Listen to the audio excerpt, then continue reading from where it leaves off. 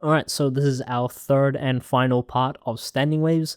In the previous video, we looked at how a standing wave is formed, and in this video, I'll be going through the different types of situations in which standing waves can be formed that we need to be aware of for NCEA Level 3. But before we get into that, just one more thing that I want you to notice about this.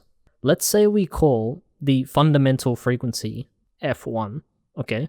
The second harmonic, which we can call F2, is equal to 2 times the first harmonic, right? And F3, which is the third harmonic, is equal to 3 times the third harmonic. So that's just a little trick that you can do in the exam, and some questions actually require you to know this knowledge. Otherwise, you can't solve the problem. But for most questions, this is just a shortcut. And I'll actually show you why this relationship works.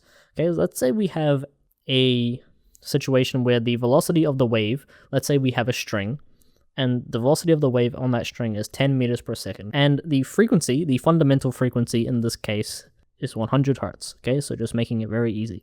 And from there, we can find that the wavelength at the fundamental frequency, which will be this situation right here, is velocity all over our frequency, right?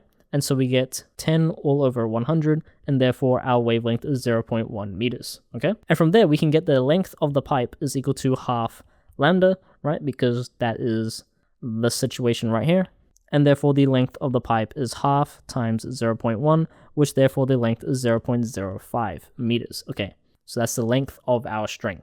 Now, to find F2, we know that in the second harmonic, our length is equal to 2 over 2 lambda, or our length is equal to our wavelength. And so therefore, since our length is 0.05 meters, our wavelength is also 0.05 meters, right? So that's our length. And so therefore, in this situation, our wavelength has decreased to 0.05 meters from 0.1 meters previously. Okay, and the velocity of the wave remains the same all over our new wavelength, so that means 10 over 0.05, and therefore that is 200 hertz.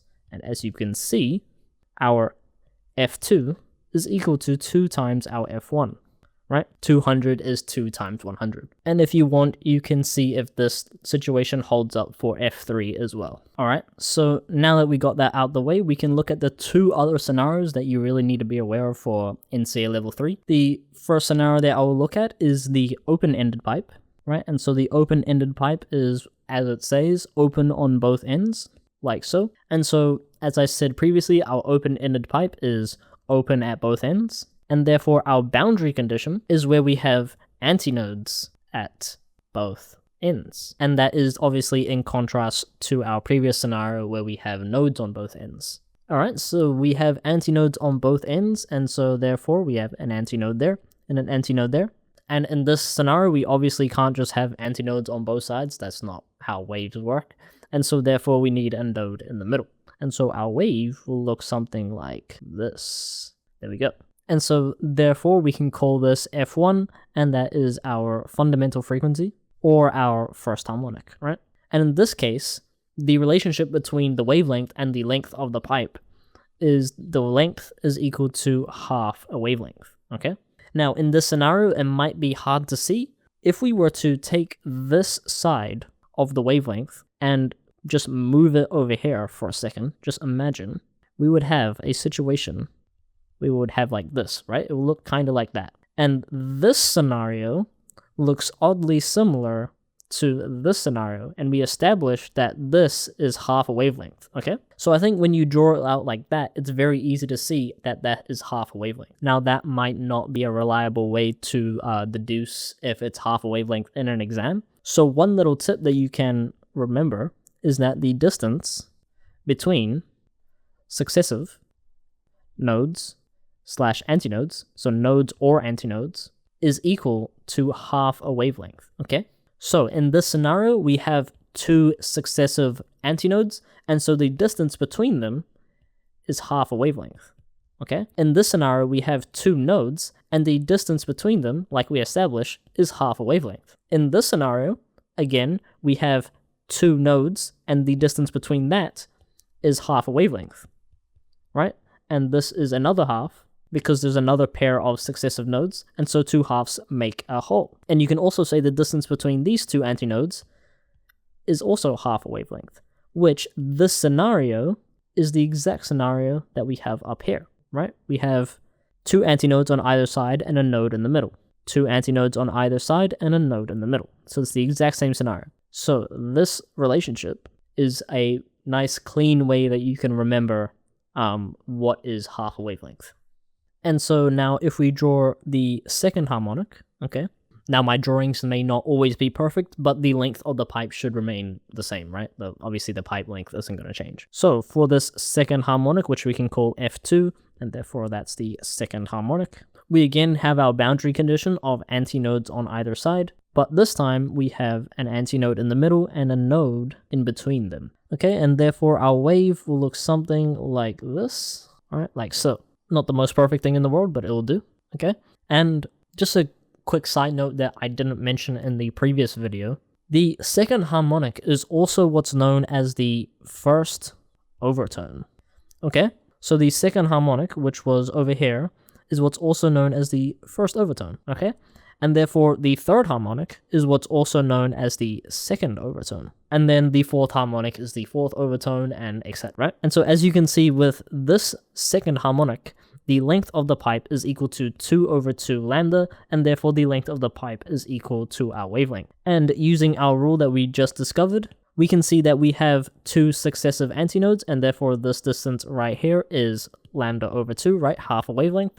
And another set of two successive antinodes, and so this distance right here is half a wavelength, and so the total distance is one wavelength, which we can see over here, okay? Right, and so now let's move on to our third harmonic, okay? And again, our boundary conditions, we have an antinode over here and an antinode over here. We have a node in the middle, an antinode over here, and a node over here, antinode over here, and a node over here. And therefore, our wave looks something like this. There we go. That's pretty good if I would say so myself. And so this is obviously our third harmonic, so we can call this F3, and therefore that's the third harmonic. And like I said previously, this is also called the second overtone, okay?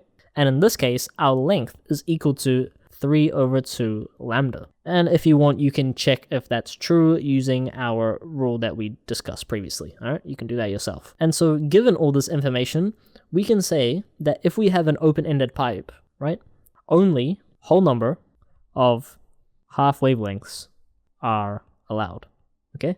And if you remember, this is the exact same rule that we had when we had nodes on both ends, right? So the rule, if we have antinodes on both ends or we have nodes on both ends, the rule that we are only allowed whole number of half wavelengths holds true. However, that is not the case for this upcoming example. All right, so for this next example, we're going to look at a closed-ended pipe.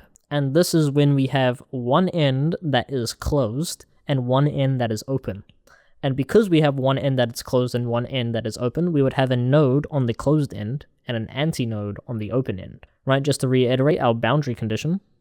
So when we have antinode on one end and node on the other end. And so for our fundamental frequency or first harmonic, if we have a node on one end and an antinode on the other, we can draw our fundamental frequency as so, okay?